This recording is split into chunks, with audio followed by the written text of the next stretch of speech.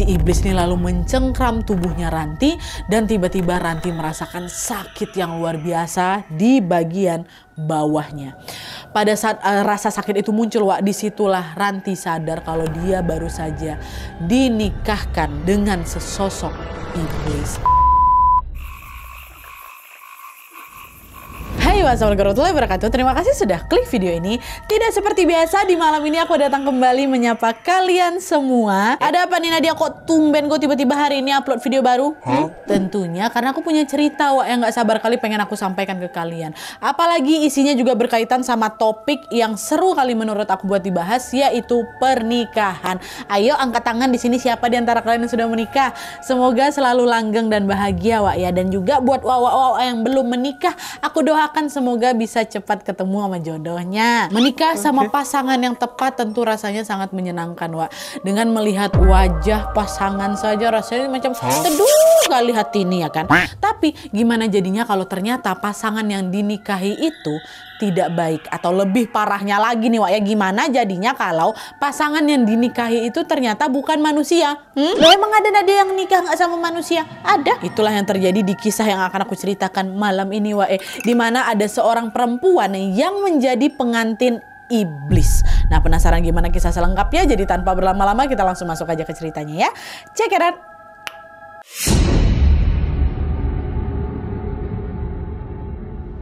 Oke, Wak, jadi kisah yang akan aku ceritakan malam ini datang dari seorang perempuan yang bernama Ranti Puspita Dewi.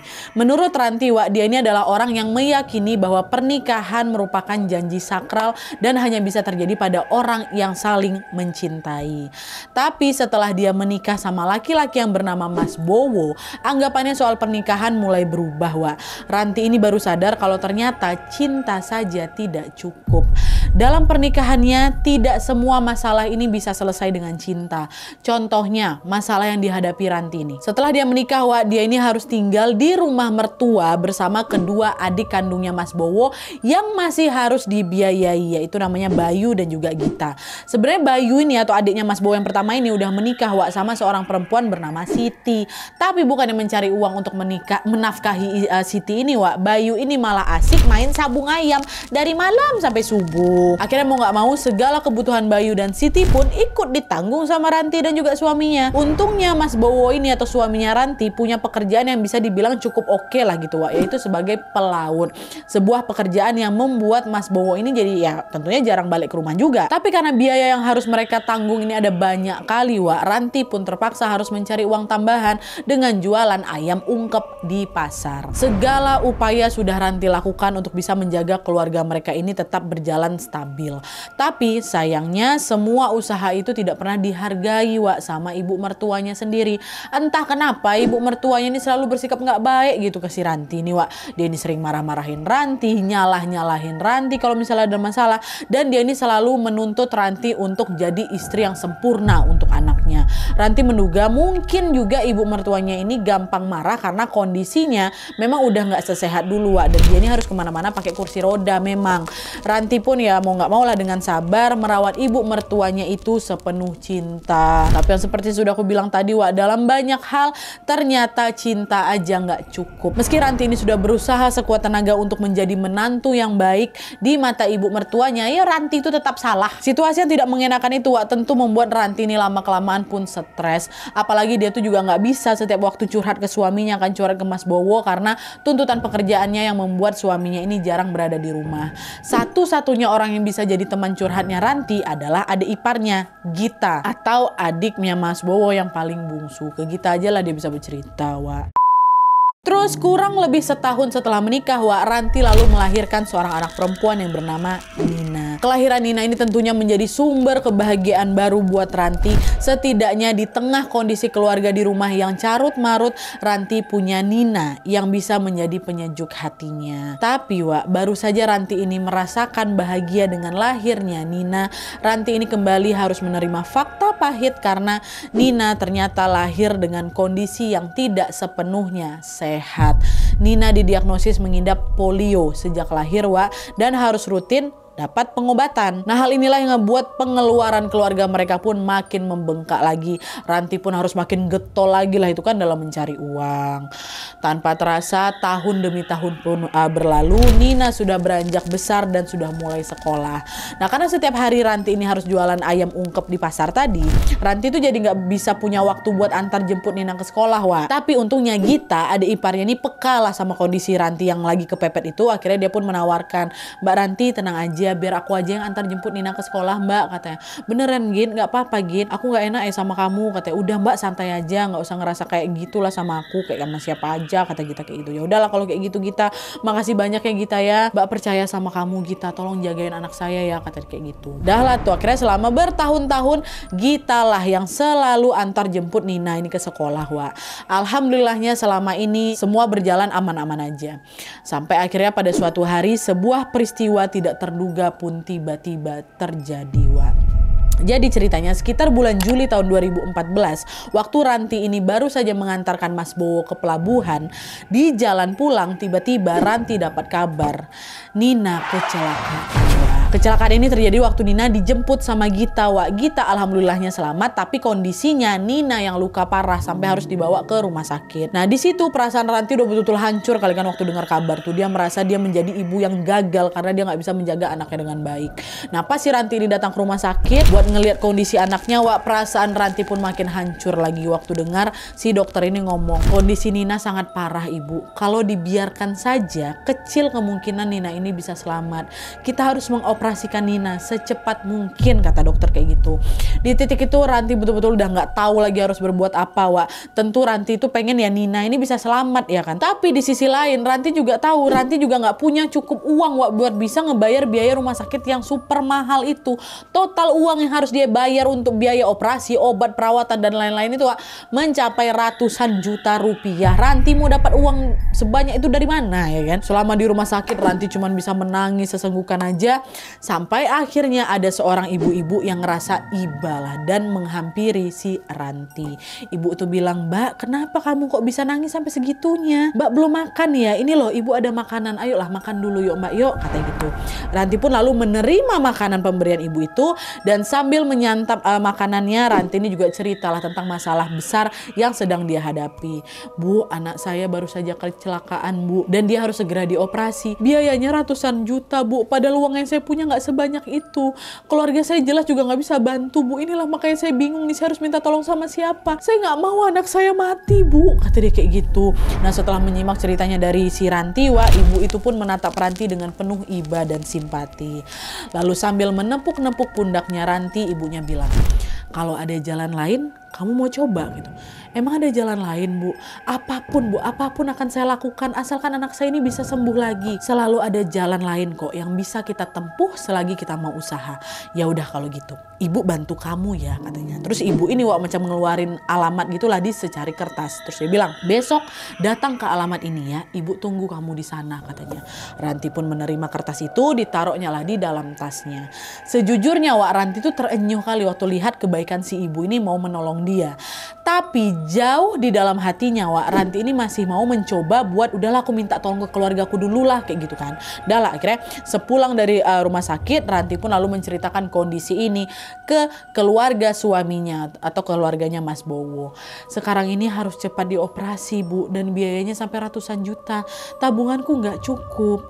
Apa boleh aku minta tolong ke kalian buat bantu cari uang sisanya," katanya. Respon keluarga Mas Bowo yang macam udah bisa kita duga lah kan, Wak. Mereka menolak mentah-mentah itu. "Kok kira kami punya uang sebanyak itu? Kami juga nggak punya. Nina itu pun juga anakmu, ya ku aja lah yang ngurus dia sendiri," kata mereka kayak gitu, Wak. Dengar jawaban itu hancur lebur lah itu hatinya si Ranti kan, Wak. Dia lalu mencoba menghubungi Mas Bowo juga untuk minta tolong tentunya, tapi lagi-lagi karena Mas Bowo ini masih melaut, dia hasilnya juga nihil. Gara-gara Mas Bowo nggak bisa dihubungi sama sekali, Wak. Ranti betul-betul bingung kali, Wak, di situ harus minta tolong sama siapa. Barulah di situ di tengah rasa putus asanya itu dia kembali lagi teringat sama secari kertas pemberian si ibu kemarin. "Apa aku datang aja ya ke alamat itu," katanya. Akhirnya tanpa pikir panjang, keesokan harinya Ranti pun langsung mendatangi alamat yang dimaksud, Wak. Sesampainya di sana, Ranti sempat ragu, ini tempat apa? Bangunannya tua kali kayak gini. Awalnya Ranti tuh nggak mau, Wak, masuk ke sana. Tapi waktu Ranti ini ingat anaknya di rumah sakit harus segera ditolong, Ranti pun memilih untuk menepis semua keraguannya itu, Wak. Perlahan-lahan Ranti pun masuk ke dalam bangunan itu. Di dalamnya dia melihat ada ayam cemani yang digantung terbalik di atas tungku. Nah, ibu yang kemarin ketemu dia di rumah sakit juga udah ada di sana, Wak. Ibu itu pun menyambut kedatangan Ranti. Dia bilang, akhirnya kamu datang juga. Udah, sekarang kamu ganti pakaian dulu ya, katanya. Ranti nurut-nurut aja di situ sama perintah ibu ini, Wak. Dan akhirnya setelah dia ganti baju, tiba-tiba si ibu ini meletakkan tumpu arang di antara kedua kakinya Ranti hingga membuat uap pembakaran arang itu langsung mengenai, mohon maaf, selangkangannya si Ranti. Taruhnya di situ. Ranti bingung dengan semua yang terjadi di situ. Tapi belum sempat dia menanyakan apa-apa, ibu ini tiba-tiba bernyanyi sambil memotong leher ayam cemani tadi itu sampai putus. Ayam itu disembelih dan Ranti diminta untuk makan hatinya ayam cemani itu.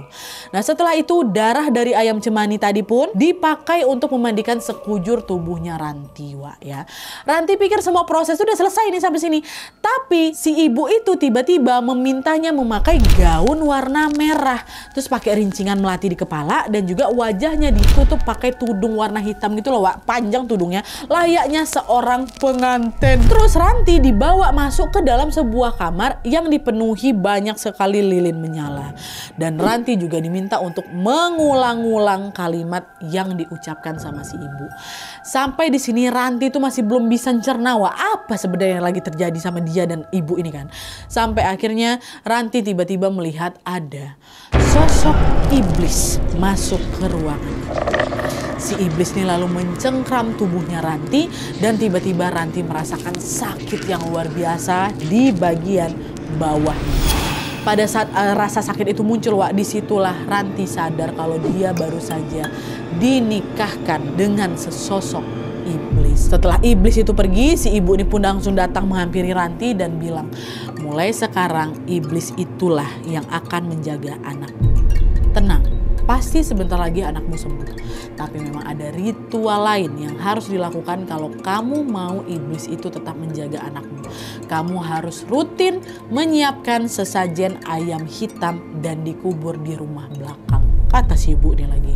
Ranti mendengar ucapan itu dengan perasaan yang langsung hancur, Wak. Ranti sedih, Ranti marah karena dia ngerasa dirinya dijebak, ya kan. Tapi pas Ranti balik ke rumah sakit dan dia melihat kondisi Nina anaknya, semua kesedihan dan kemarahan yang dia rasakan itu, Wak, langsung sirna, langsung lenyap, langsung hilang.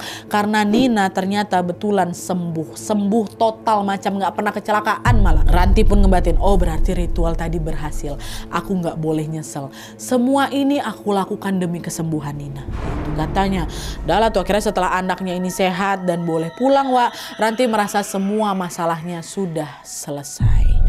Tapi ternyata menikah sama iblis itu juga mendatangkan banyak masalah baru, Wak. Ranti ini jadi tanpa sadar, Wak, dia itu jadi sering marah-marah dan Ranti ini juga sering ngerasa kehilangan kendali atas dirinya sendiri. Bahkan yang lebih parahnya lagi, Wak, Ranti ini sering terbangun di pagi hari dalam keadaan tangan dan baju yang sudah berlumuran darah. Itu tuh bukan darahnya Ranti, Wak, karena dia baik-baik aja. Entah darah tuh muncul dari mana dia pun nggak tahu.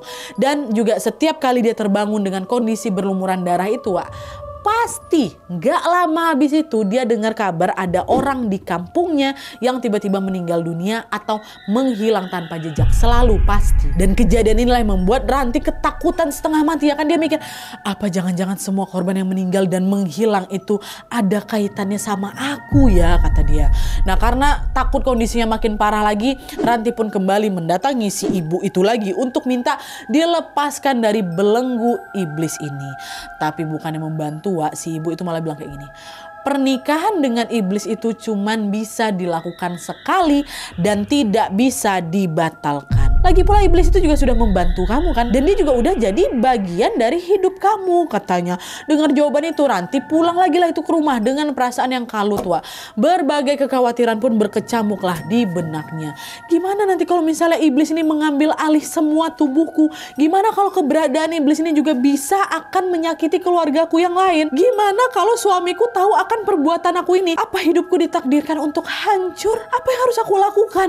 Ranti betul-betul ngerasa buntu kali ini, Wak. Dia mencoba mencari pertolongan ke sana kemari untuk bisa lepas dari iblis itu. Tapi apakah ada yang bisa membantu dia? Apakah Ranti akhirnya bisa lepas dari belenggu iblis yang sudah menikah dengannya itu? Penasaran kalian kan? Cari tahu kelanjutan kisah Ranti dengan menonton film Pengantin Iblis yang akan tayang di bioskop tanggal 29 Januari 2025 besok, Wak. Luangkan jadwal kalian di tanggal 29 Januari besok dan jangan lupa ajak keluarga, teman dan pasangan kalian untuk menonton film ini bersama-sama. Aku tunggu update dari kalian, Wak ya. Jangan lupa kabarin aku kalau kalian sudah nonton filmnya. See you on next video, Wak. Bye.